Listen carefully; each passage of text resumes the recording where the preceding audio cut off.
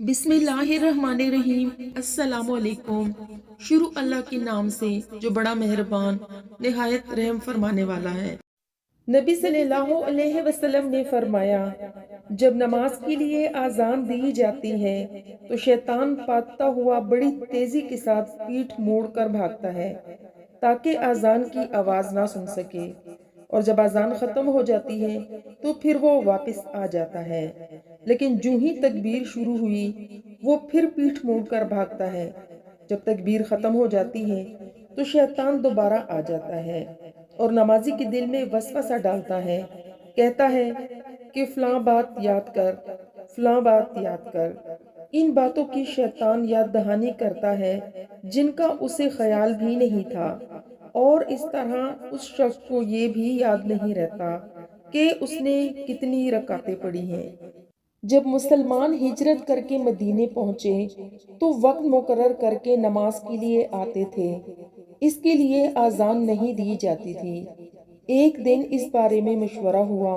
किसी ने कहा कि नस्तारा की तरह 1 घंटा ले लिया जाए, और किसी ने कहा कि यहूदियों की तरह बगल बना लो, इसको फूंक दिया करो।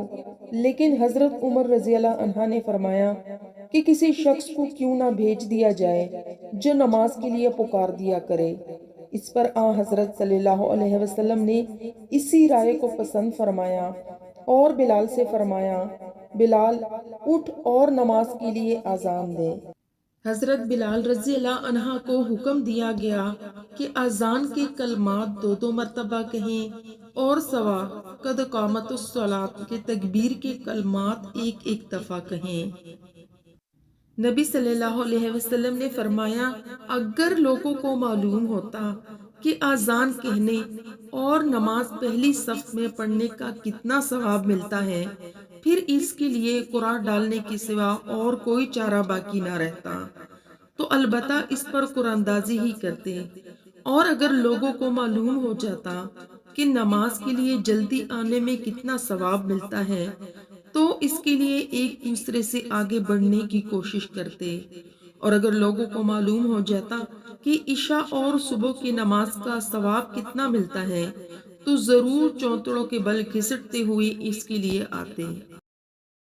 Thanks for watching. अगर आपको हमारी वीडियो पसंद आए तो इसे लाइक शेयर ज़रूर कीजिए, और इसी तरह की मज़ीद वीडियोस देखने के लिए हमारे चैनल फरजाना टीवी को ज़रूर सब्सक्राइब करें। नेक्स्ट वीडियो तक के लिए अल्लाह हाफिज़।